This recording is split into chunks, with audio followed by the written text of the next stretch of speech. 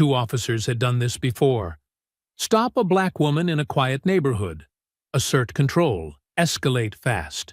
No accountability. No risk. Just another face they thought they could intimidate. She looked ordinary, harmless, easy, but when they drew their guns, she moved like no civilian should. And she fought back. In seconds, everything changed. What they didn't know was that she wasn't just anyone.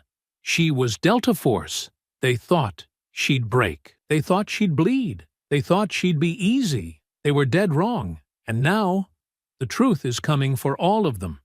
Before we go any further, comment where in the world you are watching from and make sure to subscribe, because tomorrow's story is one you don't want to miss. Sarah's weathered hands moved through the rich soil, feeling each granule between her fingers. The late afternoon sun warmed her back as she worked in her modest backyard garden. The familiar scent of earth and growing things bringing a peace she'd fought hard to find. Her small plot of land, tucked behind a simple 2-story house in a quiet black neighborhood, had become her sanctuary. She carefully placed another tomato seedling into the ground, remembering how her grandmother had taught her the proper depth for planting. "Not too deep now, baby," she could still hear the old woman saying. "Plants are like people. They need just the right foundation to grow strong." The memory brought a slight smile to her face as she patted the soil around the delicate stem. Her garden wasn't much, just a few raised beds with vegetables and herbs, and some flowering plants that attracted butterflies. But it was hers. Every plant represented another day of choosing peace over violence, of trading weapons for garden tools. Mrs. Johnson, her elderly neighbor, called over the fence. "Those tomatoes coming along, Sarah?" "Yes, ma'am," Sarah replied, straightening up and wiping her brow with the back of her hand. "Should have a good crop this summer. I'll make sure to bring you some when they're ready." "You're too kind, child." Mrs. Johnson paused, then added, "It does my heart good to see you out here every day. Reminds me of how this neighborhood used to be. Everyone with their victory gardens, sharing what they grew."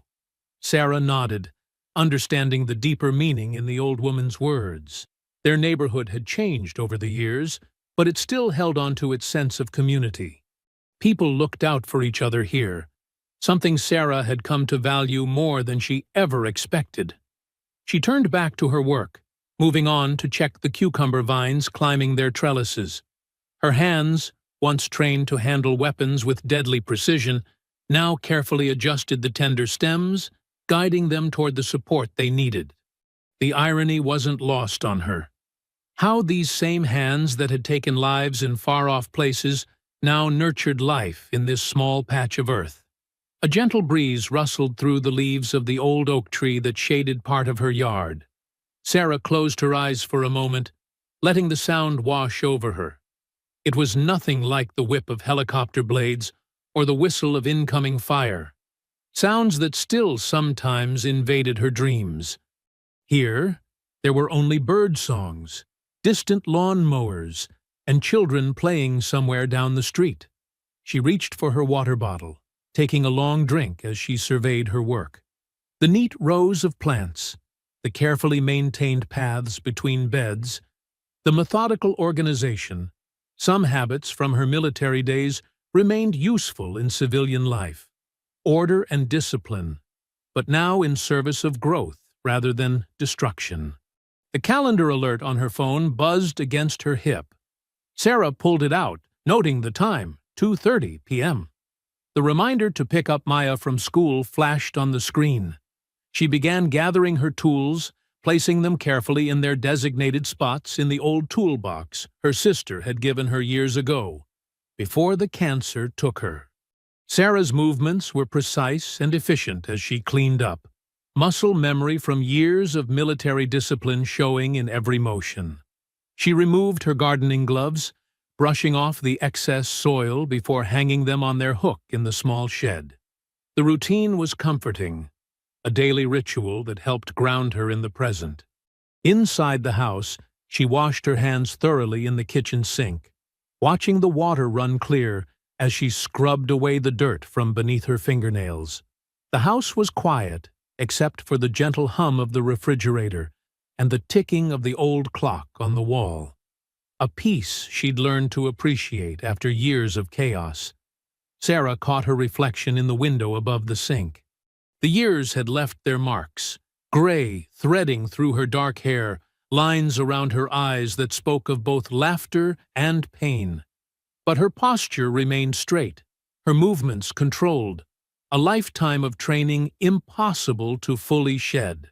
She grabbed her keys from the hook by the door, the old truck's key hanging alongside the house key and the small garden shed key. Each one represented a piece of her new life: home, transportation, purpose. Simple things that had seemed impossible during her years of service. The screen door creaked slightly as she stepped onto the front porch. Sarah made a mental note to oil the hinges later. Her old pickup truck sat in the driveway, its faded blue paint honest about its age but still reliable, like its owner. She'd chosen it specifically because it was ordinary, forgettable, a far cry from the tactical vehicles of her past. She walked down the porch steps, keys jingling softly in her hand. The neighborhood was quiet at this hour, most people still at work or school. A few houses down, Mr. Washington was watering his lawn, and he raised a hand in greeting. Sarah returned the wave, appreciating the simple normalcy of the moment. The truck's door opened with a familiar groan as Sarah climbed in, settling into the worn seat. She'd need to pick up Maya from the high school. Then maybe they'd stop at the grocery store on the way home. Normal plans for a normal day.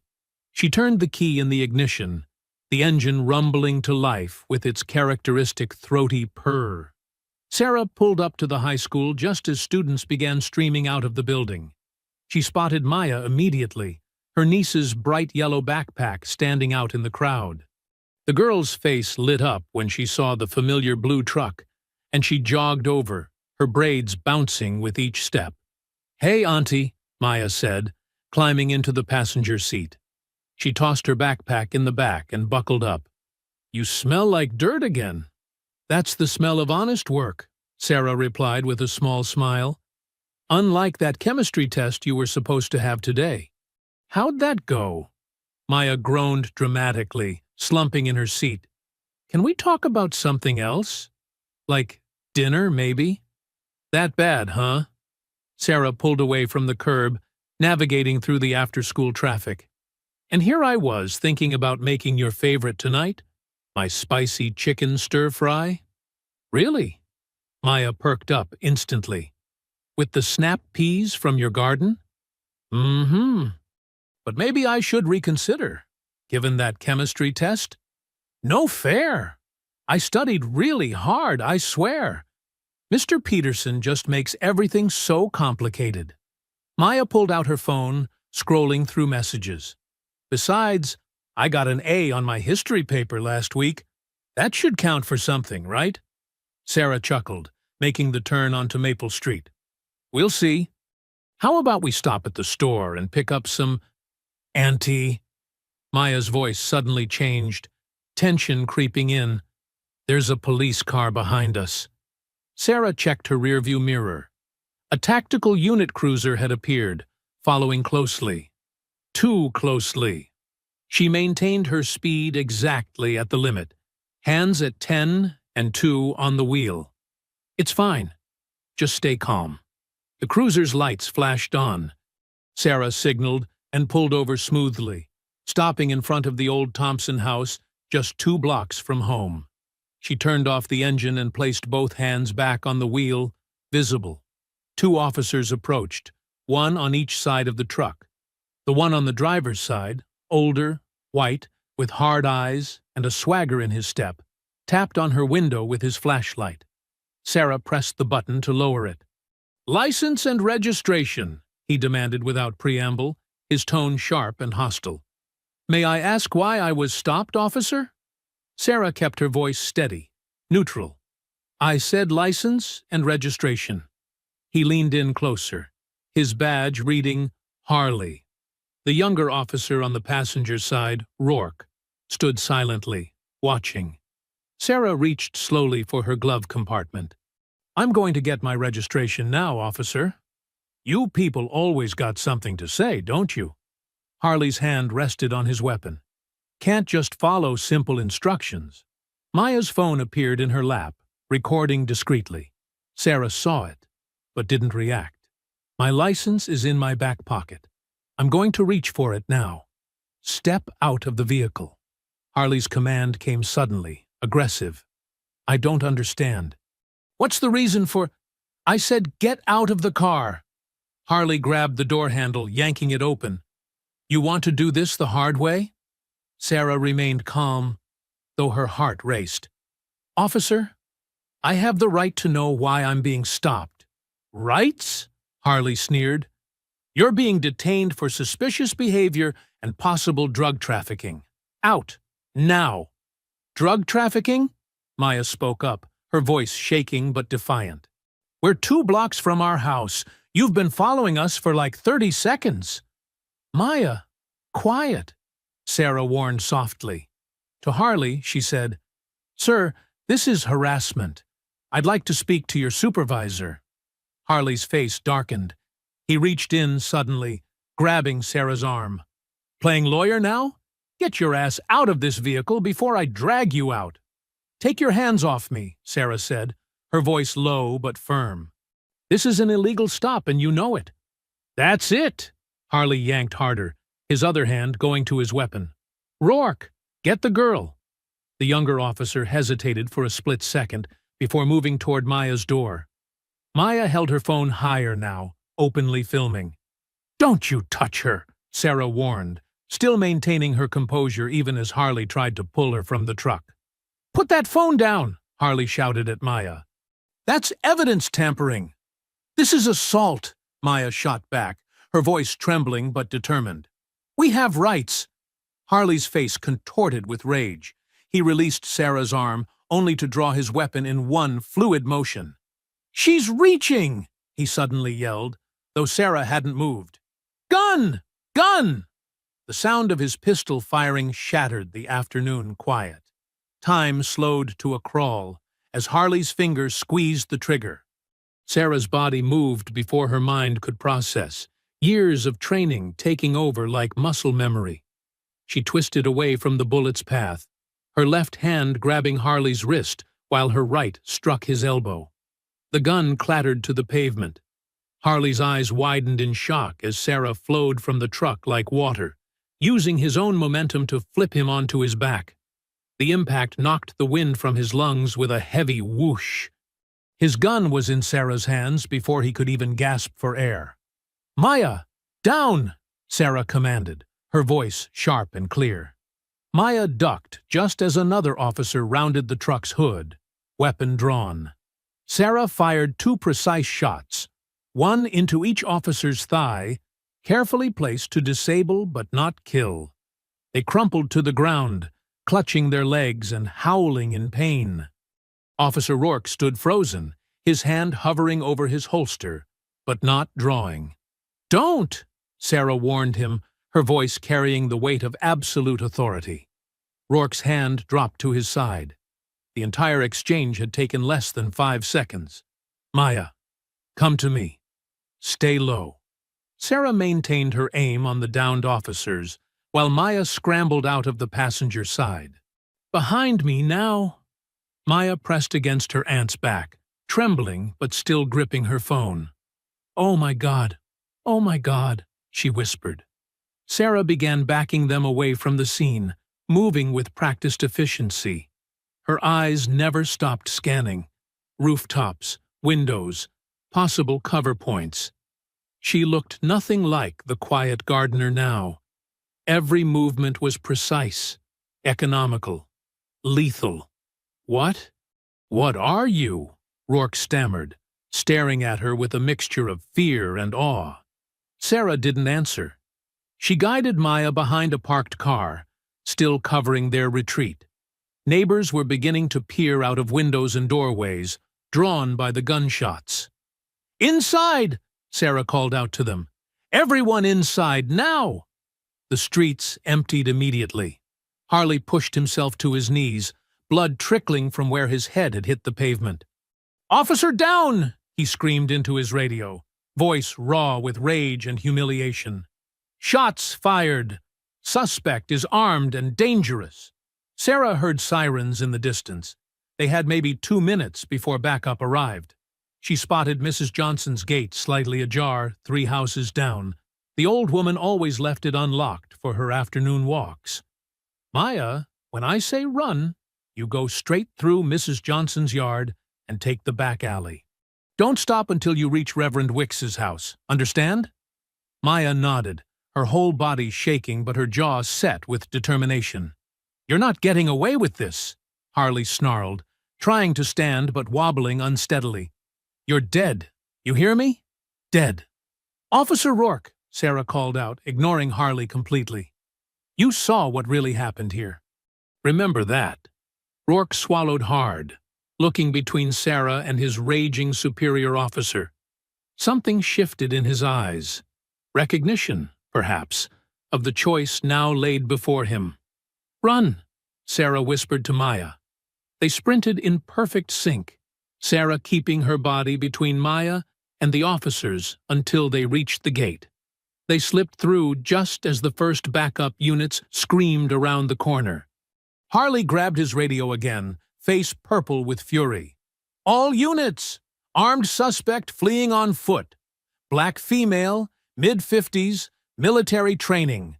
She ambushed us during a routine stop. Attempted murder of police officers. Shoot on sight. I repeat, shoot on sight." Officer Rourke watched his superior continue shouting into the radio, embellishing the story with each passing second. The truth of what he'd witnessed burned in his mind. An innocent woman defending herself and her niece from an unprovoked attack. But Harley was already crafting the official narrative, and Rourke knew speaking up now would mean the end of his career, or worse. "She had a weapon stashed!" Harley was yelling now, pacing despite his dizziness. "Planned the whole thing! Tried to execute me point blank." His hands shook as he touched the back of his head, fingers coming away, bloody. The injury seemed to fuel his rage even further. More units arrived, officers spilling out with rifles and tactical gear. Harley pointed them toward different search routes, his voice getting louder and more frenzied with each order. "Find her. I want every street, every alley, every goddamn doghouse checked. That terrorist doesn't leave this neighborhood alive!"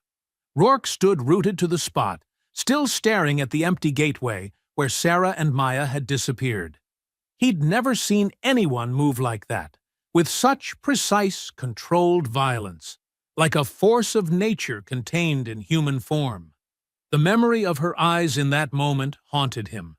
Clear, focused, utterly without fear. He looked down at the 2 wounded officers being loaded into ambulances, their injuries painful, but expertly placed to avoid any major arteries. She could have killed them all easily. Instead, she'd shown restraint, even while defending herself. "Rourke!" Harley's shout snapped him back to attention. "Stop standing there like an idiot! You're with me. We're going hunting."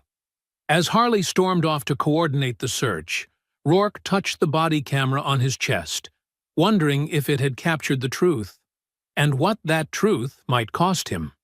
Sarah and Maya huddled in the dim light of Reverend Wicks's church basement. The old stone walls muffled the sound of sirens wailing through the neighborhood streets above. Maya sat on a worn couch, still shaking, while Sarah stood at the tiny window checking for movement. Reverend Wicks descended the wooden stairs with 3 steaming cups of tea. "Police are going door to door," he reported quietly. "But they won't come here without a warrant. Church sanctuary still means something in this community." "Thank you, Reverend," Sarah said, accepting a cup but not drinking. Her posture remained rigid, alert. Maya wrapped her hands around the warm mug, staring at her aunt.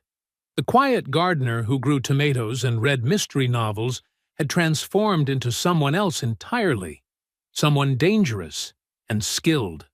The image of Sarah disarming Officer Harley played over and over in her mind. "Who are you?" Maya finally asked, her voice barely above a whisper. "Really?" Sarah turned from the window, shoulders heavy with the weight of secrets long buried. She met Maya's eyes, seeing fear mixed with confusion and awe. "I'm still your aunt," Sarah said softly. "That hasn't changed." "But what I saw?" Maya set down her tea. "That wasn't just self-defense. That was military, special forces or something." Reverend Wicks settled into an old armchair, his presence steady and calming. "Perhaps it's time for truth, Sarah. The girl's seen too much to keep hiding." Sarah sighed deeply, then pulled up a wooden chair across from Maya. "I served 20 years in the Army, but not in any unit you'd find in regular records." "Delta Force," Maya said, making Sarah's eyebrows rise slightly. "I'm not stupid, Aunt Sarah. The way you moved, how you shot those officers to wound but not kill, that's elite training." A ghost of a smile crossed Sarah's face. "You always were too smart for your own good." Maya pulled out her phone, fingers flying across the screen. "And I've been doing some digging while we've been down here. There's not much about you in regular military databases, but—" She turned the phone to show Sarah. "I found some encrypted files. Had to use a few tricks to crack them." Sarah's face darkened as she saw the heavily redacted document. One word stood out clearly: Reaper. "Your call sign?" Maya asked. Sarah nodded slowly. "I led a special operations unit, counterterrorism, hostage rescue, classified missions in places that officially didn't exist." She rubbed her hands together, as if trying to wash away old stains. "I thought I'd left that life behind." "Why didn't you ever tell me?" "To protect you. The things I did. The things I saw." Sarah's voice caught. "When your mother died, I promised to give you a normal life. No violence, no looking over your shoulder." Maya scrolled through more documents on her phone. "These mission reports, most are blacked out, but the dates, the locations—" Her eyes widened. "You were there during the embassy crisis in Sudan, and the terrorist cell takedown in Yemen." "Maya," Sarah warned, "some things are better left buried." "But you're a hero," Maya protested. "You saved people." Sarah's face hardened. "I was a weapon, pointed at whatever target they chose. Sometimes the lines between right and wrong got very blurry." She leaned forward, taking Maya's hands. "That's why I chose peace. Why I started growing things instead of destroying them." Reverend Wicks cleared his throat. "The Lord works in mysterious ways, Sarah. Perhaps your skills were preserved for just such a moment as this." "I won't go back to being that person," Sarah said firmly. "Those officers tried to kill you," Maya reminded her. "We have it on video. They're still out there, hunting you, lying about what happened." Sarah stood and paced the small room. "I know, but violence only leads to more violence. There has to be another way." "There is," Maya said, holding up her phone again. "The truth. My video, these files, we can prove who you really are. Show everyone that Harley attacked you without cause. And paint an even bigger target on our backs."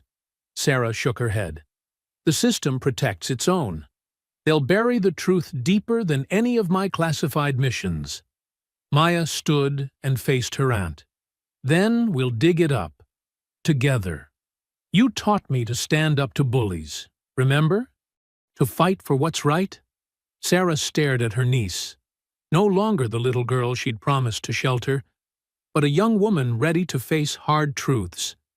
Her heart swelled with pride even as fear gripped it. "Come here," Sarah whispered, pulling Maya into a tight embrace. They held each other, the weight of revelations and danger pressing in around them. Reverend Wicks watched the pair with knowing eyes. "Truth is a powerful weapon, sisters. Perhaps the most powerful of all." Sarah stroked Maya's hair, feeling the tremors still running through her niece's body. Everything she'd tried to prevent had come crashing down anyway. Her past was exposed, her peaceful life shattered, and Maya was now entangled in a dangerous web of corruption and violence. But as she held her niece, Sarah felt something else stirring beneath her fear. A familiar readiness, a clarity of purpose she hadn't allowed herself to feel in years. Maya was right. Sometimes fighting back meant standing in the light, not hiding in shadows. Officer Brett Harley sat at his desk in the precinct's tactical unit office, his leg bandaged where Sarah had shot him. His fingers moved across the keyboard with practiced efficiency as he edited the body camera footage from the traffic stop. "Just a few adjustments," he muttered, carefully trimming frames and rearranging sequences. On his screen, the confrontation played out differently. Sarah appearing more aggressive, his own actions more measured and professional. Officer Kevin Rourke stood behind him, watching silently as Harley manipulated the truth. The younger officer's stomach churned as he saw how easily digital evidence could be twisted. "There," Harley said, leaning back with satisfaction. "Now it shows what really happened." Rourke frowned. "Sir, that's not exactly—" "That's exactly what happened, rookie." Harley cut him off sharply. "She was combative from the start, refused lawful commands, then reached for a weapon." "I didn't see a weapon," Rourke said quietly. Harley swiveled in his chair, fixing Rourke with a hard stare. "Listen carefully. You're new, so I'll explain how this works. Sometimes the camera doesn't catch everything. Sometimes we have to help the footage tell the right story. The story that protects our brothers and sisters in blue. You understand?" Rourke swallowed hard and nodded, though his conscience screamed otherwise. He watched as Harley exported the edited video and sent it to the department's public affairs office. Within hours, the footage was playing on every local news channel. The headlines scrolled across TV screens throughout the city. "Former military officer attacks police during routine stop. Manhunt underway for armed and dangerous fugitive. Sources claim suspect has ties to extremist groups." In the break room, Rourke watched the coverage with growing unease. The edited footage showed Sarah lunging at Harley unprovoked, the camera conveniently shaking at crucial moments. There was no sign of Maya's presence or her phone recording. Nothing about Harley's aggressive approach or unnecessary escalation. Captain Morris entered, his face grim. "The FBI's counterterrorism unit is taking an interest. They're sending a team to assist in the manhunt." Harley, who had followed the captain in, smiled tightly. "Good. This woman's clearly a threat to public safety. Military training, anti-police ideology, classic domestic terrorist profile." Rourke noticed something in Harley's tone, not just satisfaction, but eagerness, as if this was exactly what he'd wanted. The young officer retreated to his desk, pulling up the original incident report. Small details nagged at him, the timestamp gaps in the body cam footage, the missing dash cam video from his own patrol car, the fact that Sarah had shot to wound rather than kill. None of it matched the narrative being pushed. His computer pinged with a new email, an intelligence bulletin showing Sarah's military service record. Most of it was heavily redacted, but what remained painted a picture of an exemplary soldier with multiple commendations, not the profile of someone who would attack officers without cause. Across the precinct, phones rang constantly as tips poured in. SWAT teams geared up for raids. K-9 units patrolled the streets of Sarah's neighborhood. The machinery of law enforcement was spinning up to full power, all focused on one target.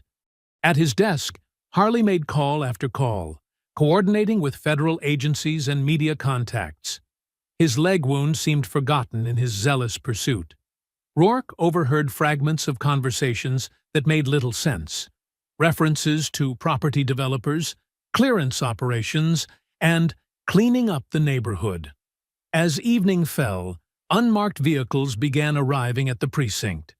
Men in tactical gear but no identifying insignia moved through the building with quiet purpose.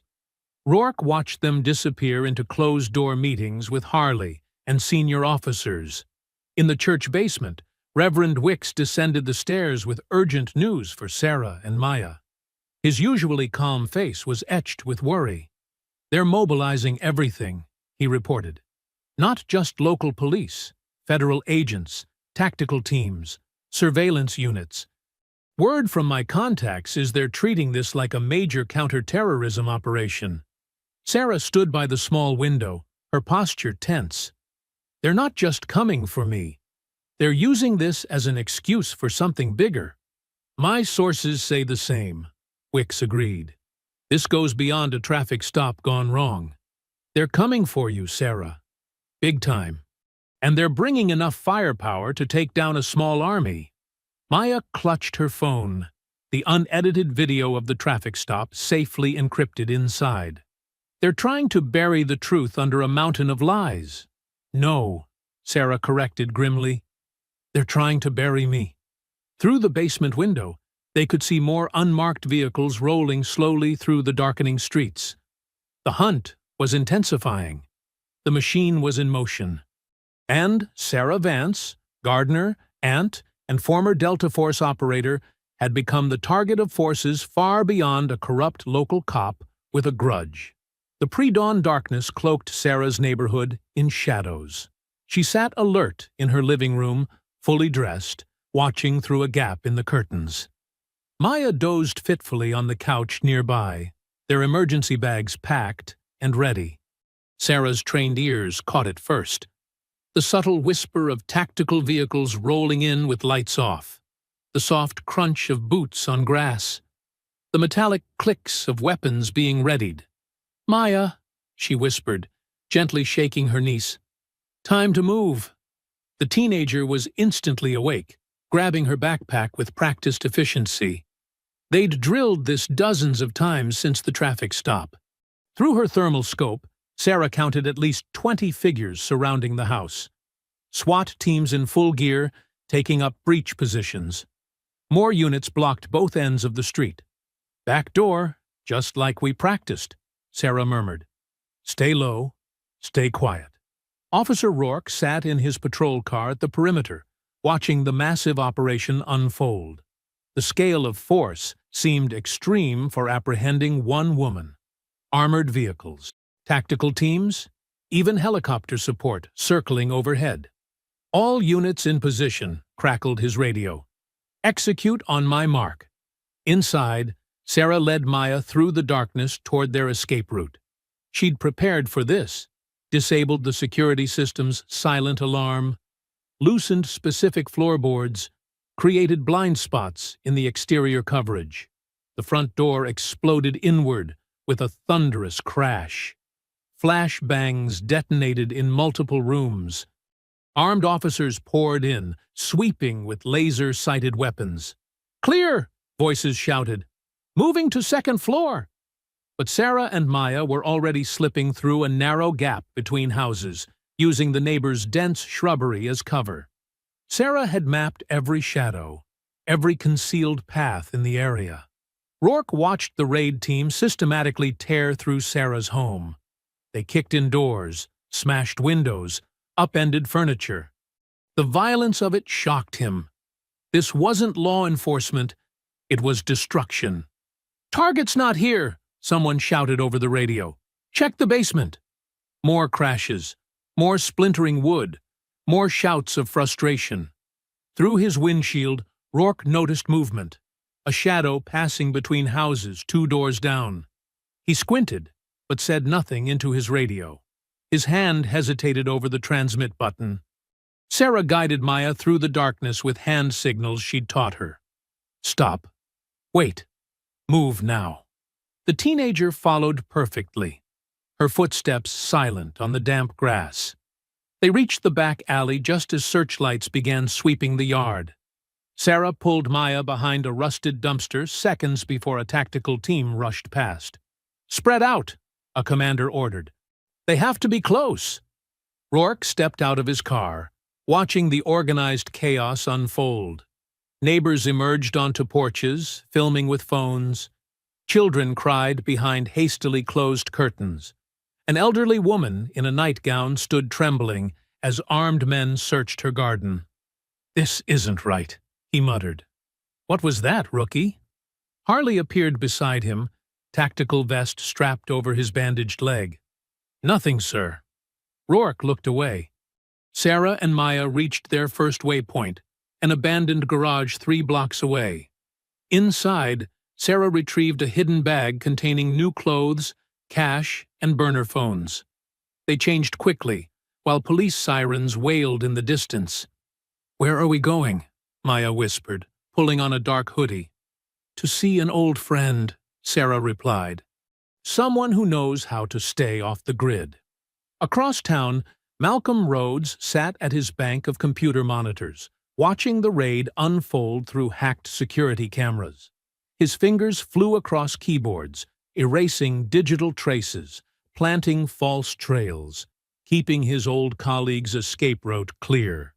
The sun was rising as Sarah and Maya approached Malcolm's safe house, a nondescript ranch home surrounded by overgrown vegetation and signal jamming equipment disguised as garden ornaments. "Remember," Sarah told Maya, "Malcolm's paranoid but brilliant. Don't touch anything electronic without asking first." They slipped through his back gate, avoiding the hidden cameras Sarah knew were watching. 3 precise knocks on the kitchen door. Malcolm opened it cautiously, his weathered face breaking into a grim smile. "Took you long enough, Reaper." "Had to take the scenic route," Sarah replied. "Thanks for the backup." "Always." He ushered them inside, checking the street before closing and triple-locking the door. "Welcome to my humble CSEF." Maya stared at the controlled chaos of his command center. Walls of monitors showing surveillance feeds, news channels, police frequencies, and scrolling data. "Your place is—" She searched for the right word. "Secure," Malcolm finished. "Hardened against electronic surveillance, thermal imaging, and any other toys they might throw at us." He typed rapidly, bringing up footage of the raid. "They hit your house hard, very hard. This isn't just about a traffic stop anymore." Sarah watched the destruction of her home on the screens. "No," she agreed. "They're scared. We need to find out why." At the precinct, Rourke sat at his desk, filling out the raid report with shaking hands. The images wouldn't leave his mind. Terrified families, violated homes, military-grade weapons deployed in a residential neighborhood. All to hunt down a woman whose only crime was defending herself. He looked at his badge, then at the thin blue line flag hanging on the wall. For the first time in his career, he wondered which side of that line he was really on. Malcolm's fingers danced across multiple keyboards, his eyes darting between screens filled with encrypted data. The soft blue glow of the monitors lit up his weathered face as he worked to crack Harley's digital trail. "These files are police-grade encrypted," he muttered, taking a sip of cold coffee. "But they made one mistake. They used the department's standard protocols." Sarah stood behind him, watching strings of code scroll past. "Can you break it?" "Already have." Malcolm pulled up a series of documents, property records, and email chains. "Look at this. Harley's tactical unit has been conducting targeted raids on specific properties for the past 18 months. Maya leaned in, her quick eyes scanning the data. "All in predominantly black neighborhoods?" "Bingo!" Malcolm highlighted several addresses. Every raid resulted in arrests, property seizures, or voluntary evictions. And guess who bought up those properties within weeks? Sarah's jaw tightened. "Developer companies." "Shell corporations," Malcolm corrected, pulling up more records. "All leading back to Cityview Development Group. They're turning million-dollar profits by forcing people out and flipping the properties." Maya pulled out her laptop, fingers flying across the keys. "I'm creating folders for each case. We need to organize this so people can understand the pattern." "Smart girl." Malcolm nodded approvingly. Document everything. Screenshots, timestamps, chain of custody. Make it court-proof. Sarah studied a map showing the raid locations. They're systematically clearing out entire blocks, using police power to do the dirty work. And that's not all. Malcolm opened another encrypted file. Harley's unit has been receiving large cash deposits through offshore accounts. Payment for services rendered. Maya's eyes widened as she compiled the evidence. Look at these body cam videos. They're all corrupted at convenient moments, just like what happened to us. Across town, Officer Rourke sat in his car during lunch break, reviewing his own collected evidence. His phone contained secretly recorded conversations, photographs of doctored reports, and notes from other officers who'd witnessed misconduct but stayed quiet. His hands shook slightly as he added another video. Harley bragging about cleaning up the neighborhood while counting a thick envelope of cash. Back at Malcolm's safe house, Maya organized the digital evidence into clear, compelling folders. I'm linking everything to a secure cloud server. Even if they shut us down, the files will stay safe. Good thinking, Malcolm said. But they'll try to discredit it all as fake news or hacked data. That's why we need live witnesses, Sarah added. People speaking their truth in public. Maya pulled up the city's website. There's a city council meeting next week. It's being broadcast live on local TV and streamed online. Malcolm checked the details. Perfect timing. The mayor's pushing a major redevelopment initiative. All the key players will be there, including Harley, Sarah noted. He always provides security at these meetings. Maya created a presentation, combining data with human stories. I'm adding testimonials from families who were forced out. Photos of their homes before and after. The money trail showing who profited. We'll need backup plans, Malcolm warned, setting up redundant systems. They'll try to shut down the stream, cut the power, anything to stop the truth from getting out. Already on it. Maya held up multiple flash drives. I've got copies ready to distribute to every news outlet in the city. Plus, backup live stream links through private servers. Sarah watched her niece work, pride mixing with concern. You understand this is dangerous, right? These people have already shown what they're willing to do. Maya met her aunt's eyes. I understand, but staying quiet is more dangerous. They're destroying our community, Aunt Sarah. Someone has to stand up. Malcolm's security system beeped, showing Officer Rourke's patrol car driving past, for the third time that hour. We've got company, Malcolm announced, switching to external cameras. Wait, Maya said, squinting at the screen. I recognize him. He was at the traffic stop, the quiet one who didn't shoot. Sarah studied the officer's face. He's been investigating too. Look at his body language. He's conflicted, watching, thinking. Could be useful, Malcolm mused. A cop's testimony would add serious weight. Maya pulled up Rourke's personnel file. Clean record, no excessive force complaints. New to the force. Not corrupted yet, Sarah said softly. Maybe still remembers why he became a cop. They spent hours refining their plan. Malcolm secured the technical details, backup power, multiple broadcast channels, untraceable internet connections. Maya polished the presentation, making complex data clear and compelling. Sarah worked on escape routes and contingency plans. The council meeting is at 7 p.m. next Thursday, Maya confirmed, marking it on their secure calendar. Public comment section starts after the mayor's development presentation. Perfect, Malcolm said. They'll be trapped in their own spotlight. Sarah checked her watch. 1 week to prepare, to get everything and everyone in position. Maya saved their final files, her face set with determination. 1 week to get ready to tell the truth. Officer Kevin Rourke parked his patrol car in the empty church lot, far from street lights. His hands gripped the steering wheel as he watched Maya approach through the shadows. She moved cautiously, phone ready to record. "I came alone," Rourke said quietly as she reached his window. "No wires, no backup."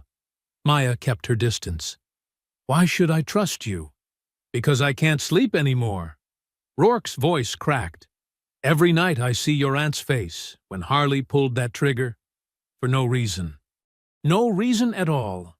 You stood there and did nothing," Maya said, anger edging her words. "I know." Rourke's shoulders slumped. "That's why I'm here now. I've been gathering evidence, recordings, photos, documentation of every illegal raid and cover-up. I want to testify." From the darkness, Sarah emerged silently. Rourke jumped, not having noticed her presence. "Easy," Sarah said, her voice steady. "If you're really here to help, prove it." Rourke pulled out his phone, hands shaking slightly. "I recorded Harley bragging about the payoffs, about targeting specific houses for the developers. He thinks I'm just a rookie who wants to learn the ropes." He played a video. Harley's voice came through clearly. "These people don't deserve these properties anyway. We're doing the city a favor, cleaning things up, and making good money doing it." Maya studied the video carefully. "This is real. High quality, too." "I've got more," Rourke said. "Much more. Body cam footage they thought they deleted, bank records, names of other officers involved." Sarah's expression remained neutral. "Why now? Why risk your career?" "Because this isn't what I signed up for." Rourke met her gaze. "I wanted to help people, protect communities, not terrorize them for profit." Maya looked at her aunt. "We need his testimony. A cop speaking out will make people listen." "It's also dangerous," Sarah warned. "For all of us." "I know the risks," Rourke insisted. "But someone has to stand up. These aren't just files and cases. They're families, homes, lives being destroyed." Inside Malcolm's safe house, they reviewed Rourke's evidence. Malcolm ran authenticity checks while Maya integrated the new material into their presentation. "Everything checks out," Malcolm confirmed. "His recordings are genuine. Metadata intact." Sarah watched Rourke carefully. "Walk me through exactly what happened that day." "The traffic stop." Rourke took a deep breath. "Harley picked your car specifically. Said we needed to send a message to the neighborhood. When you refused to exit without cause, he got angry. He never intended to let it end peacefully." Maya's fingers paused over her keyboard. "You knew it was wrong. We could see it on your face." "I froze," Rourke admitted. "By the time I realized what was happening, shots were fired. Then I watched a woman protect her niece with military precision while my training partner tried to murder her." Sarah's expression softened slightly. "Sometimes standing up late is better than never standing up at all." They spent hours incorporating Rourke's testimony into their plan. Maya created a powerful sequence, combining his videos with their other evidence. Malcolm established secure communication channels for coordination during the council meeting. "I'll speak during public comment," Rourke said. "Present my badge, my evidence, everything. They can't shut me down without looking guilty." "We'll have multiple cameras streaming," Maya added. "If they cut one feed, 3 more will be live." Sarah studied the council chamber blueprints. "You'll need protection. Harley will have his tactical team there."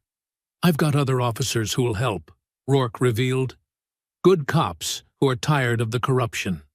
They'll be in plain clothes watching our backs." Maya finished the final presentation cut. "This is it. All the evidence, all the testimony, all the truth. Ready to go public. Thursday at 7 p.m., Malcolm confirmed. During the mayor's big redevelopment announcement. Maximum exposure. Across town, in a dimly lit bar, one of Harley's informants slipped onto a bar stool. "Boss, we got a problem." The rookies flipped. Harley's face darkened as he listened to the details. His fingers tightened around his glass until his knuckles went white. "The council meeting," he growled. "They're planning to expose everything?" "Yes, sir." The girl's coordinating it all. Some kind of tech wizard. They've got videos, documents, witnesses ready to testify. Harley drained his whiskey. Rourke, I can handle. Internal affairs will destroy him. But that girl, his eyes turned cold. She's the key, the one pushing it all forward. What do you want us to do? Harley stood, dropping cash on the bar. Find her, before Thursday. Make sure she never makes it to that meeting. He walked out into the night, rage building with each step. Everything he'd built, all the power and profit, threatened by a teenage girl with a laptop. That had to end. The protest swelled outside City Hall, voices rising against police brutality and corruption. Maya stood near the steps, coordinating live-stream feeds with other young activists. Her fingers flew across her phone screen, making sure every angle was covered. "Testing feed 3, she said into her earpiece. "Everyone in position?" Rourke watched from across the plaza, dressed in civilian clothes. He scanned the crowd, noting several of Harley's tactical unit members mixing in, wearing plain black hoodies and baseball caps. Something felt wrong. The first flashbang exploded near the back of the crowd. Screams erupted as smoke filled the air. Maya's heart raced as she tried to maintain visual contact with her team. "Stay calm!" protest leaders shouted through megaphones. "Don't run! Link arms!" More explosions followed. Through the chaos, Rourke spotted Harley's men moving with purpose, not random like the panicking crowd.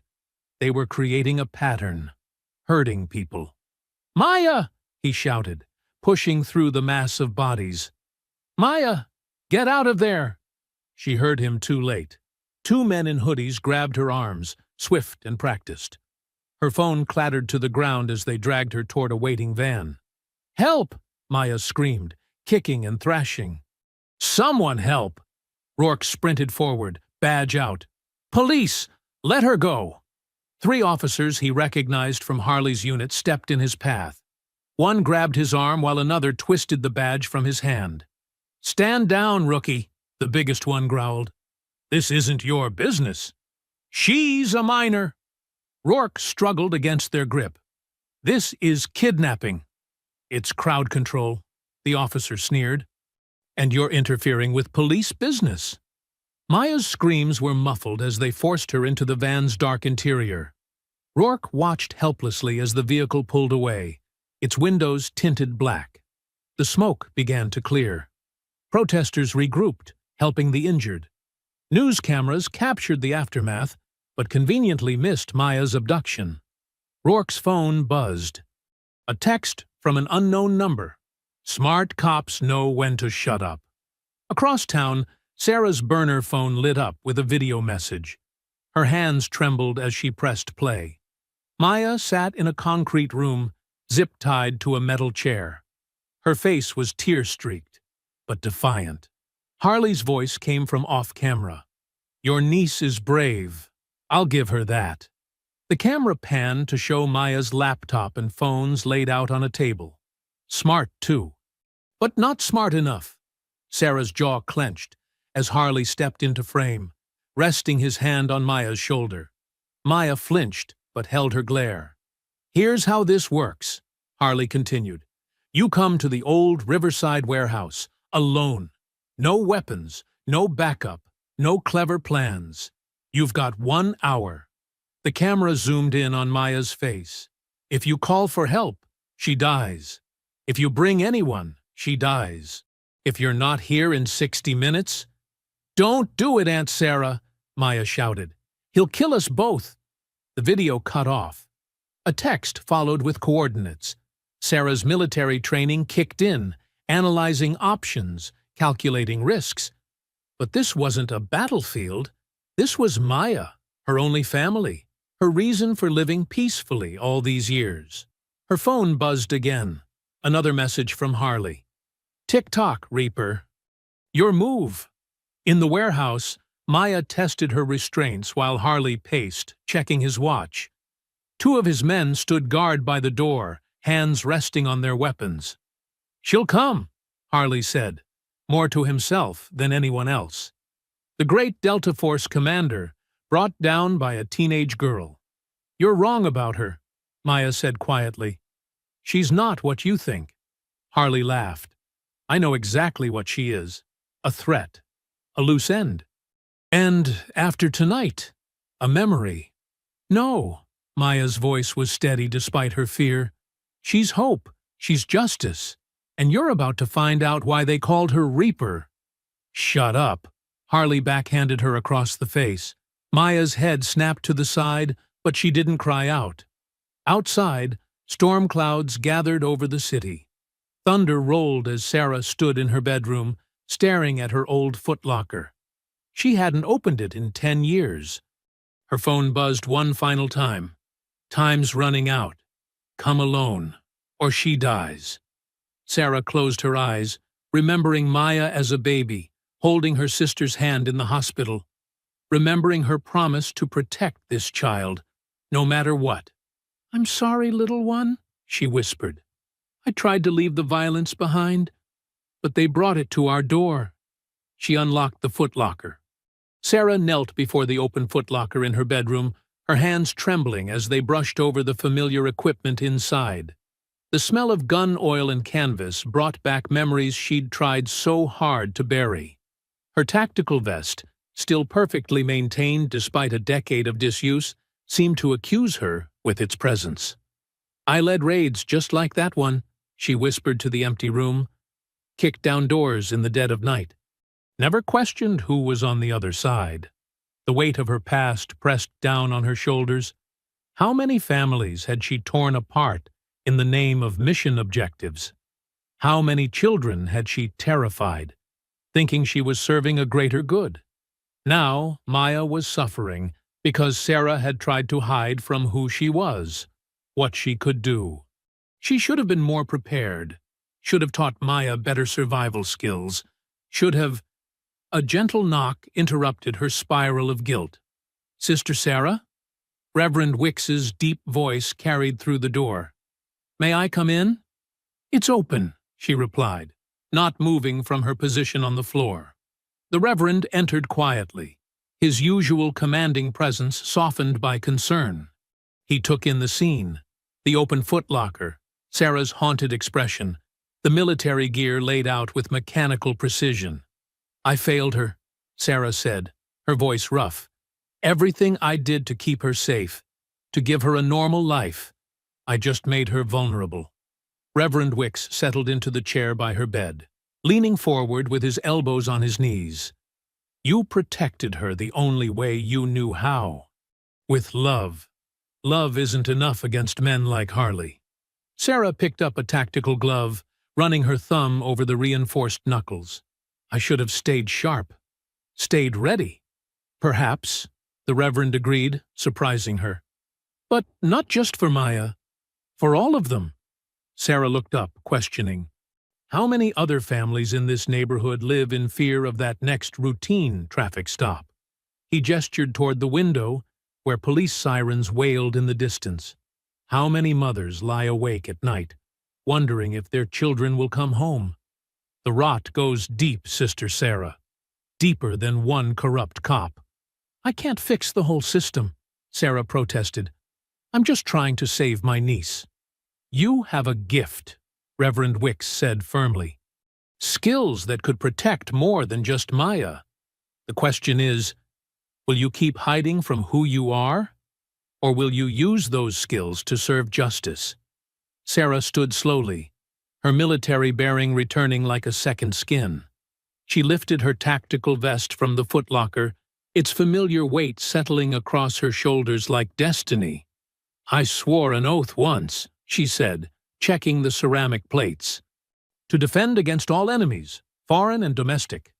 "Amen," the Reverend nodded. "Some oaths don't expire." Sarah moved with increasing purpose, muscle memory taking over as she geared up. Black tactical pants, combat boots, laced tight and double-knotted, knee and elbow pads, utility belt with specialized pouches. Each piece of equipment carried memories. midnight insertions into hostile territory, precision strikes against impossible odds, protecting the innocent from those who would harm them. She had been good at it. The best. "They called me Reaper," she told Reverend Wicks as she checked her weapons. "Not because I killed, because I decided who deserved judgment." The Reverend watched her transformation with solemn understanding. "And what judgment does Officer Harley deserve?" Sarah loaded a magazine into her sidearm with a decisive click. "That depends on him. I'm giving him one chance to surrender Maya unharmed. And if he refuses?" She secured her backup weapon in an ankle holster. "Then he learns why they feared the name Reaper." Reverend Wicks stood, placing a heavy hand on her shoulder. "Do what must be done, sister. But remember, this isn't just about vengeance.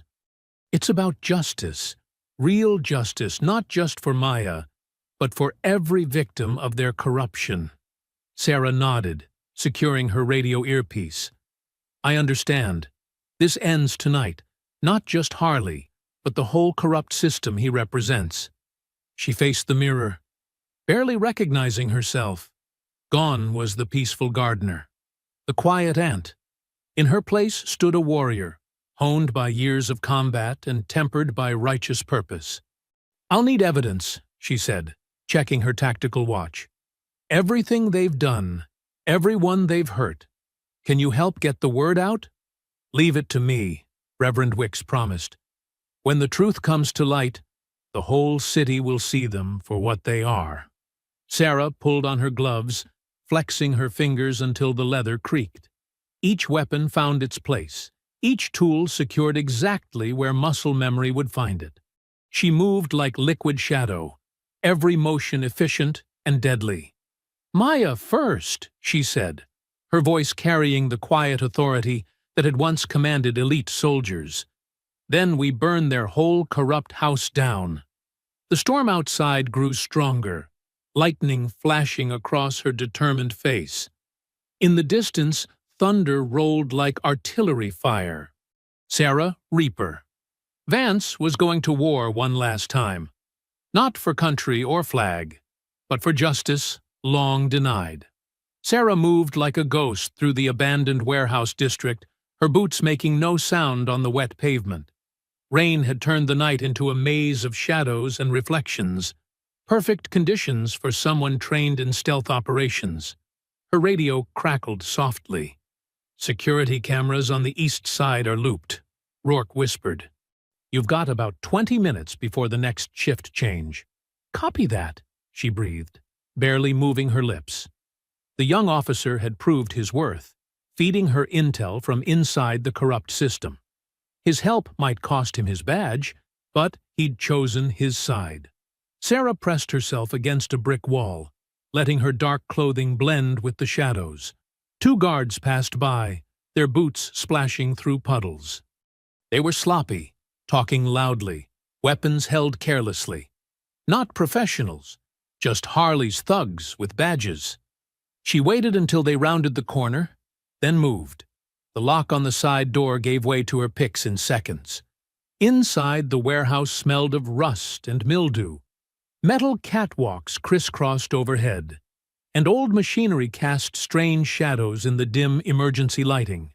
3 hostels on the ground floor, Rourke updated. 2 more upstairs. Harley's keeping Maya in the old foreman's office. Sarah unholstered her tranquilizer gun. No killing, not unless absolutely necessary. The first guard never saw her coming. She caught him from behind, one hand over his mouth while the dart found his neck. She lowered his unconscious body silently to the floor. The second guard was facing away, checking his phone. Amateur. The dart took him in the shoulder, and he slumped against a support beam without a sound.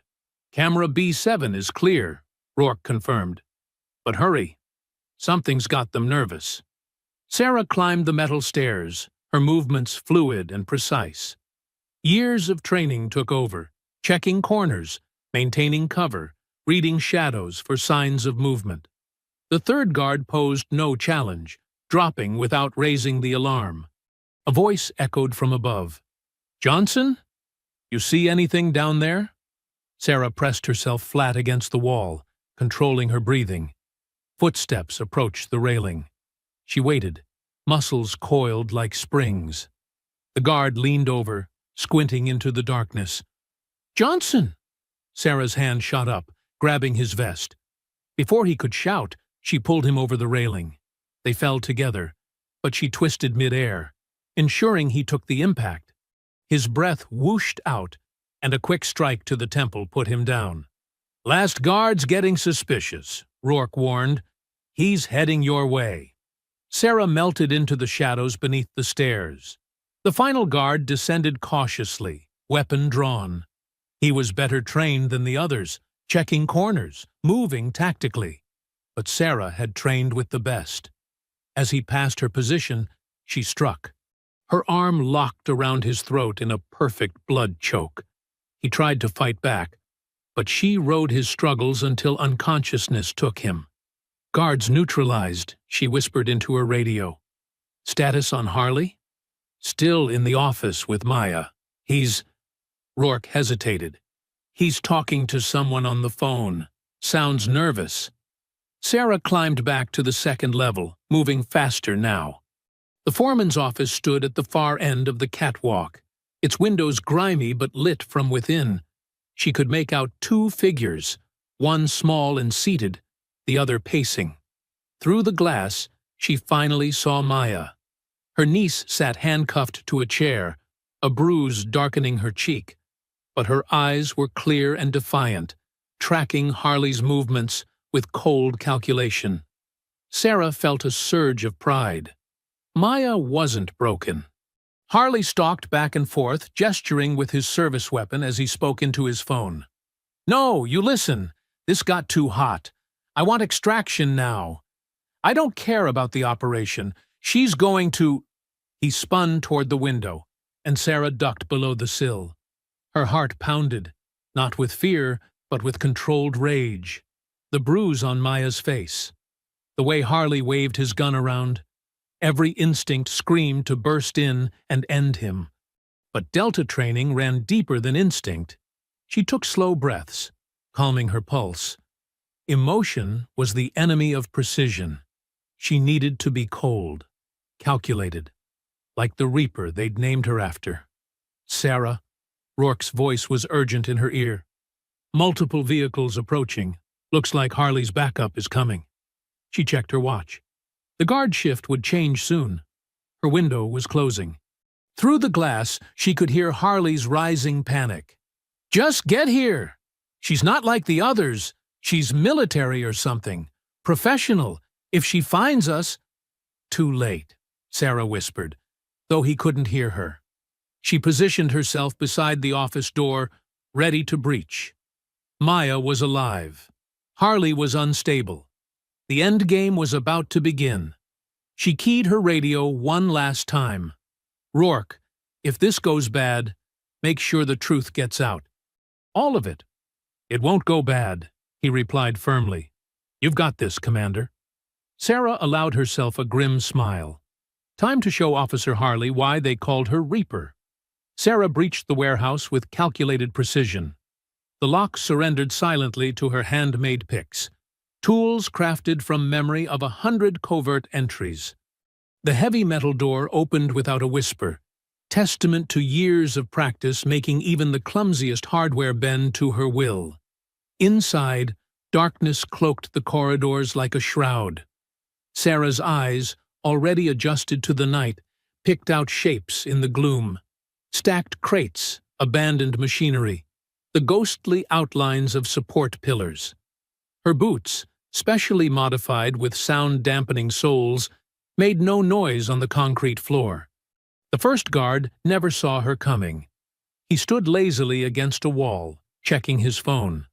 Sarah closed the distance in 3 silent steps. Her hand clamped over his mouth, while her other arm snaked around his throat, in a blood choke. He tried to struggle, but she rode his descent to unconsciousness like a dance partner, lowering him gently to avoid any noise. Two more guards patrolled ahead, their flashlight beams cutting lazy arcs through the darkness. Sarah spotted a wooden broom handle propped against some crates. In one fluid motion, she grabbed it, testing its weight and balance. Perfect. The guards separated slightly. Amateur mistake. Sarah moved like liquid shadow, coming up behind the first one. The broom handle whipped across the back of his knees. As he buckled, she drove the makeshift weapon up into his solar plexus, then across his temple. He dropped without a sound. His partner turned at the muffled impact, but Sarah was already moving. She threw the broom handle like a spear, forcing him to dodge. That split second was all she needed. Her belt, already loosened, came free in her hands. She closed the distance as he fumbled for his weapon, wrapping the leather strap around his wrist and using his own momentum to slam him face first into a metal support beam. One sharp strike to the base of his skull, and he joined his colleagues in unconsciousness. Sarah retrieved her belt, threading it back through her loops with practiced efficiency. 3 down. Moving deeper into the warehouse, she heard voices ahead. Multiple hostiles in what sounded like a break room. She pressed her ear to the door, counting voices. 3 men, talking casually about sports scores. Their guard was down. She found a length of steel rebar nearby, about 2 feet long. It would do. Sarah took a deep breath, centered herself, then burst through the door. The first man barely had time to stand before the rebar caught him across the collarbone. She felt rather than heard the crack. He screamed, but it cut short as she drove her knee into his sternum, sending him crashing through a cheap folding table. The second man was bigger, ex-military by his stance. He came at her with trained strikes, but Sarah was Delta Force. She operated at a different level. She deflected his first punch with the rebar, then dropped it to grab his extended arm. Using his momentum, she threw him into the wall-mounted shelving unit. Metal brackets tore free from concrete as he crashed through, buried under an avalanche of stored supplies. The third man had managed to draw a knife. He slashed at her with wild, desperate strikes. Sarah's lip curled. Poor technique, all aggression and no control. She caught his knife arm mid-swing, twisting it into a joint lock. He howled as tendons strained. Before he could counter, she drove him backward into a fire extinguisher mounted on the wall. The impact knocked it loose. Sarah caught it one-handed and brought it down hard across his temple. He dropped, twitching. Blood trickled from a cut on her cheek, where one lucky strike had connected. She wiped it away, breathing steadily. The fight had lasted less than 30 seconds. A quick scan of the room revealed a security monitor. On the grainy screen, she saw Maya tied to a chair inside what looked like a cage, some kind of storage area converted into a makeshift cell. 2 floors up, west side of the building. Sarah moved through the warehouse like a ghost, neutralizing 2 more guards with swift, economical violence. Each takedown was textbook perfect. No wasted motion, no hesitation. Just the brutal poetry of close combat mastered through decades of training. Finally, she reached the storage area. Maya sat inside a heavy metal cage, hands bound behind her. Despite the bruise on her face, her eyes lit up with fierce pride when she saw Sarah. The lock was industrial grade, but Sarah had it open in seconds. Just as she stepped toward Maya, the overhead lights cut out with a sharp electrical snap. Darkness flooded the room, broken only by dim emergency lighting that cast everything in blood-red shadows. Then, from behind her, came the sound of slow, deliberate applause. "I have to admit, I'm impressed," Harley's voice echoed as he stepped into view, his service weapon trained steadily on Sarah's chest. "That was quite a show of force, Commander." "But you brought fists to a gunfight." Sarah turned to face him, positioning herself between the weapon and Maya. Her voice was cold steel. "I brought justice."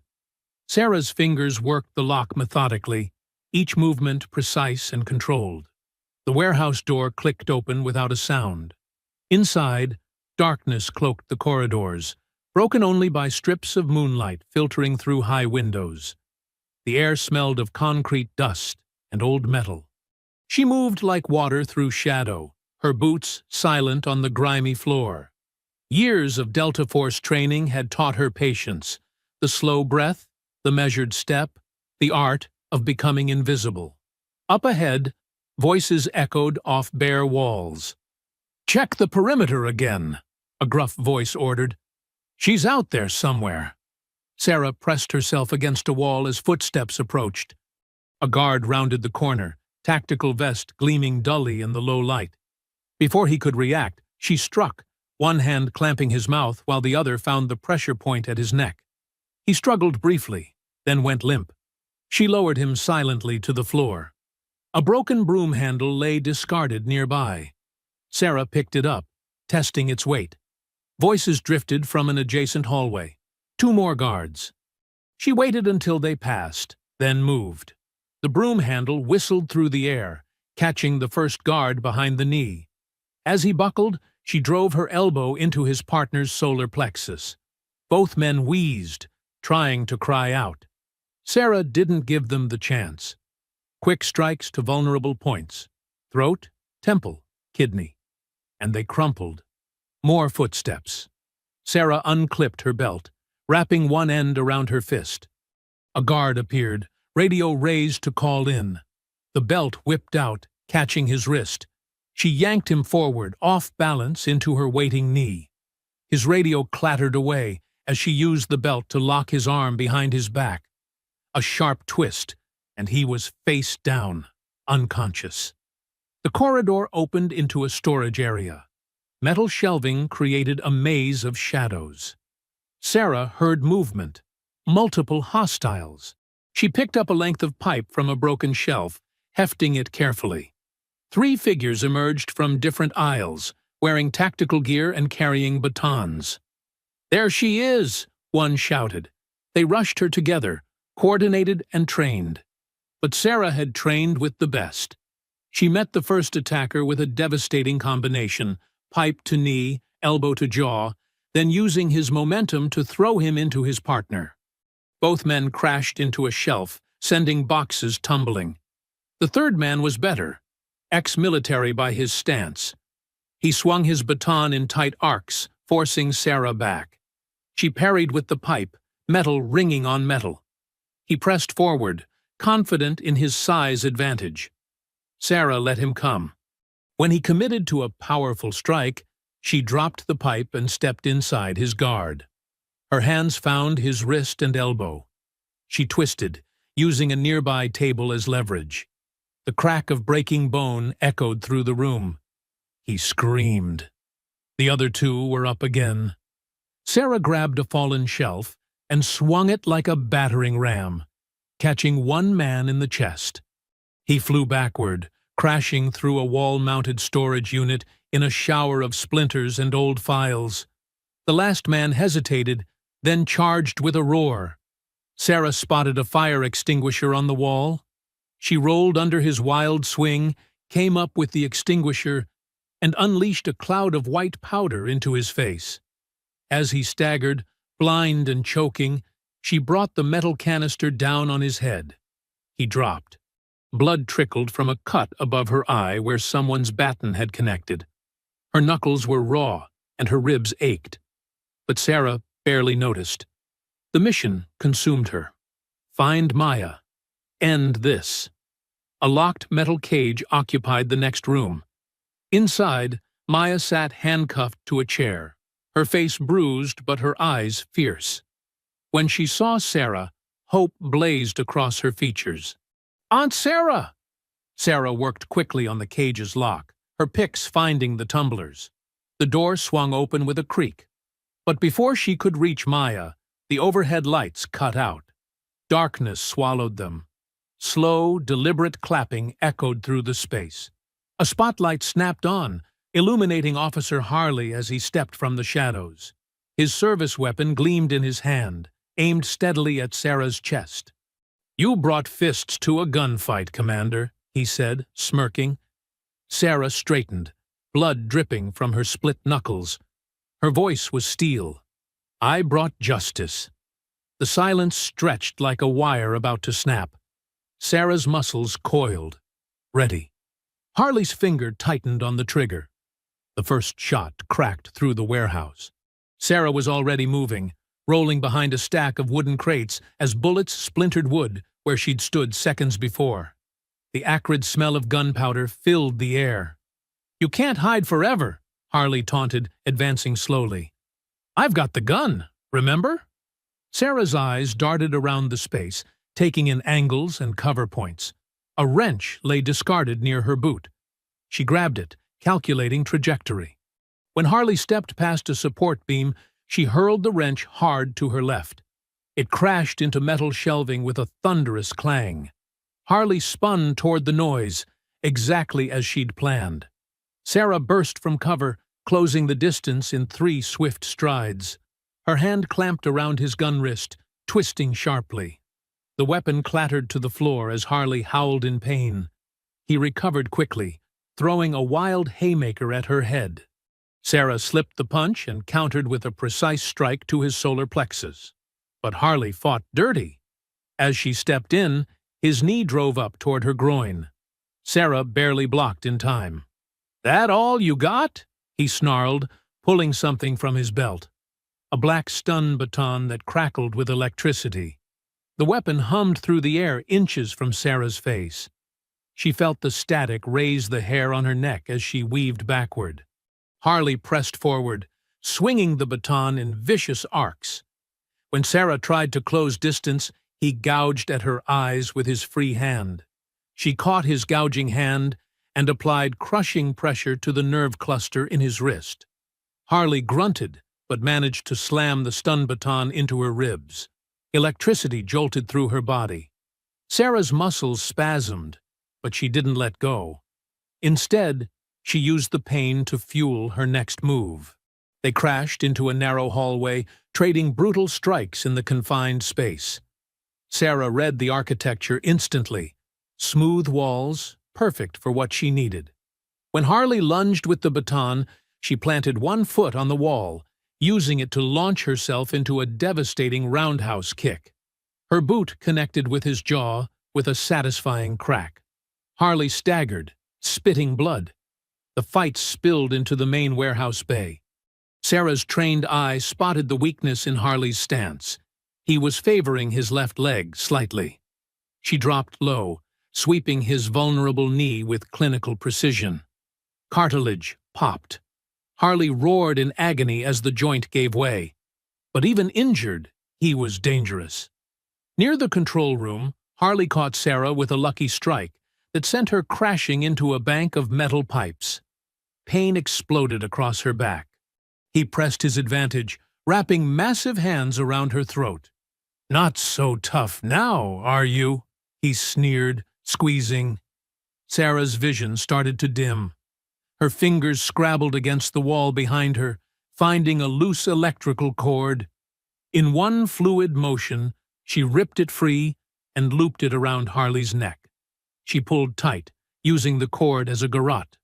Harley's grip loosened as he clawed at the cord, cutting off his air. Sarah maintained steady pressure, watching his face turn red, then purple. She could end him right here. After everything he'd done, everything he represented.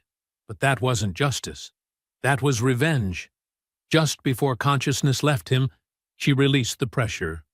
Harley collapsed in a heap, wheezing desperately. Sarah grabbed his collar and dragged his semi-conscious body back to the central room where Maya waited. Her niece had already freed herself from the restraints and was working on something with her phone. "You okay?" Sarah asked, checking Maya's bruised face. "Better than him," Maya replied with grim satisfaction. She held up Sarah's phone, showing the active body cam feed she'd helped install before the raid. "We're live in 3, 2, 1. Harley stirred, blinking groggily. A smirk crossed his battered face. "Doesn't matter what you do to me. System protects its own. You got nothing." "Look again," Sarah said, pointing to the small red light blinking on her collar. "You're live to every major news outlet and social media platform in the city. So let's talk about what you've really been doing in this neighborhood." The blood drained from Harley's face as he finally noticed the recording light. His eyes darted around like a trapped animal's. Sarah leaned in close, her voice steel and ice. "Say it all. Every family you buried, every bribe you took, every raid you faked. The world is watching." 2 weeks after Harley's confession, the basement of Reverend Wicks's church buzzed with energy. Folding chairs filled every available space, packed with neighbors eager to learn and share. Malcolm Rhodes stood at a makeshift podium, his normally reserved demeanor animated as he taught basic cybersecurity. "Your phone is both a weapon and a shield," he explained, pointing to the projection behind him. "Today we're learning how to protect ourselves digitally while documenting truth." Maya sat in the front row, adding her own insights about social media encryption and secure file sharing. She'd become the neighborhood's go-to tech expert, turning her experience into a force for change. The bruises on her face had faded, but her determination had only grown stronger. Sarah watched from the back, content to observe. She'd turned down 3 private security job offers and a formal reinstatement request from a reformed police department. Her garden needed tending, and her community needed her more. "The system only works when we make it work for us," Malcolm continued, showing slides of successful civilian oversight programs. "Knowledge is power, but only if we share it." Reverend Wicks moved through the crowd, offering coffee and encouragement. He'd transformed the church into a community center, hosting everything from legal aid clinics to self-defense classes. The basement walls, once bare, now displayed photos of successful protests and community victories. Kevin Rourke slipped in through the side door, still looking slightly uncomfortable in civilian clothes. After testifying against Harley and his superiors, he'd been fired. But the neighborhood had embraced him. Now he taught workshops on citizen rights during police encounters, turning his insider knowledge into a shield for the community. "Hey," he said quietly, taking a seat next to Sarah. "Still feels strange being on this side?" "Good strange or bad strange?" Sarah asked, studying his face. "Good. Really good."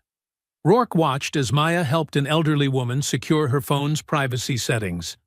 "I'm finally doing what I signed up for. Protecting people." The workshop transitioned into small group discussions. The room filled with the low buzz of conversation as neighbors shared stories and strategies. Sarah noticed how people who'd once hurried past each other now leaned in close, planning and supporting one another. Malcolm joined them in the back, wiping sweat from his forehead. "We've got 4 more neighborhoods asking for similar programs," he said. "Word's spreading." "Let it spread," Sarah replied. "The more people know, the harder it is to hide the truth." Through the basement windows, they could see people gathering in the church parking lot for the afternoon rally. Hand-painted signs leaned against cars. "Our streets, our stories," and "Truth can't be buried" among them. Maya bounded over, her laptop tucked under one arm. "The live stream setup is ready," she announced. "We're going to broadcast the whole rally. Show everyone what real community power looks like." Sarah squeezed her niece's shoulder, proud of how Maya had transformed her trauma into purpose. The teenager had started a youth media collective, teaching other kids how to document and share their reality safely and effectively. "Reverend," Sarah called as Wicks passed by, "how many people are we expecting today?" "More than last time," he smiled. "And not just our neighborhood. People are coming from all over the city. They want to learn how we did it." "How we're doing it," Sarah corrected gently. "This isn't finished." Outside, the crowd was growing. Families set up folding chairs and shared homemade lunches. Children played between the groups of adults, discussing neighborhood watches and mutual aid networks. The atmosphere was determined but peaceful, exactly what Sarah had fought for. Rourke helped set up the sound system, showing others how to position cameras to capture police behavior at public events. His presence was a powerful symbol of change, proof that conscience could overcome conditioning. "You know," Malcolm said quietly to Sarah, "this is a different kind of victory than what we used to fight for." Slower, deeper. Sarah nodded, watching her community transform fear into strength. Every workshop, every rally, every shared meal was another brick in the foundation they were building. Not just resistance, but renaissance. Maya's voice came through the speakers, testing the sound system. "Check 1, 2. Can everyone hear me?" The crowd responded with cheers and raised fists. The autumn sun warmed Sarah's face as she stepped outside. Her garden would need attention soon. The tomatoes were almost ready for harvest. But for now, she watched her neighborhood write its own story, one truth at a time. Reverend Wicks took the microphone, his deep voice carrying across the parking lot. "We gather today, not just to remember what happened, but to celebrate what's happening. Look around you. This is what justice looks like. This is what community looks like." The crowd murmured in agreement. Sarah saw faces she'd known for years now, shining with new purpose. The same streets that had once felt like a trap now hummed with possibility. Spring sunlight warmed Sarah's hands as she worked fresh soil around her tomato plants. The garden had doubled in size since last fall, stretching across her backyard in neat, abundant rows. New vegetables and herbs filled raised beds she'd built herself. Kale, peppers, basil, and squash reaching toward the sky. Maya's voice drifted over the fence from the community center next door, where she was leading her weekly youth safety meeting. "Remember, your phone is your first line of defense," she instructed. "But your community is your strongest shield." Sarah smiled, listening to her niece's confident tone. The scared teenager recording a traffic stop had transformed into a powerful young leader. Maya now ran workshops teaching other kids about their rights, safe protest tactics, and how to document police interactions. Her program had spread to 3 other neighborhoods. Pulling a stubborn weed, Sarah's hands trembled slightly, an old tell from her military days that surfaced when memories pressed too close. The sound of Maya teaching brought echoes of past violence, the crack of gunfire, screams in foreign languages, the weight of decisions that could never be undone. She took a deep breath, grounding herself in the present moment. The soil was cool between her fingers. Birds called from nearby trees. Car horns honked in familiar patterns. "You good, Aunt Sarah?" Maya had appeared at the fence, concern in her eyes. She noticed everything these days. "Just gardening ghosts," Sarah replied, managing a smile. "How's class going?" "Great. We're practicing de-escalation techniques today. Want to help demonstrate?" Sarah shook her head. "You've got this covered. Besides, these tomatoes won't plant themselves." Maya nodded, understanding. She knew her aunt still struggled with public situations, preferring to support from the background. The trauma of their confrontation with Harley had left marks on them both, but they'd learned to respect each other's healing process. "Ms. Sarah," a young voice called from the sidewalk. It was Diane, one of Maya's students, carrying a bag of fresh vegetables. "Mom sent these from our garden. Said we learned from the best." Sarah waved him over, touched by the gesture. When she'd first started teaching neighbors about growing food, only a few had shown interest. Now, victory gardens dotted the neighborhood, small acts of independence sprouting in every yard. "Tell your mom thanks," Sarah said, accepting the bag. "Those look like strong beans. You're taking good care of them." "Yes, ma'am," Dion beamed. "Maya's showing us how to share extra food through the community app. Like a virtual farmer's market." Sarah watched him hurry back to the youth meeting, pride warming her chest. This was what healing looked like. Not just surviving trauma, but growing something new from it. The neighborhood had transformed its pain into purpose, its fear into fellowship. She returned to her planting, enjoying the simple rhythm of tucking seedlings into earth. The garden had become her therapy, each harvest a reminder that patience and care could yield beautiful results. Some days were harder than others. Certain sounds, helicopter blades, car backfire, raised voices, could still trigger her combat instincts. But the garden helped steady her, its cycles of growth and renewal teaching lessons about resilience.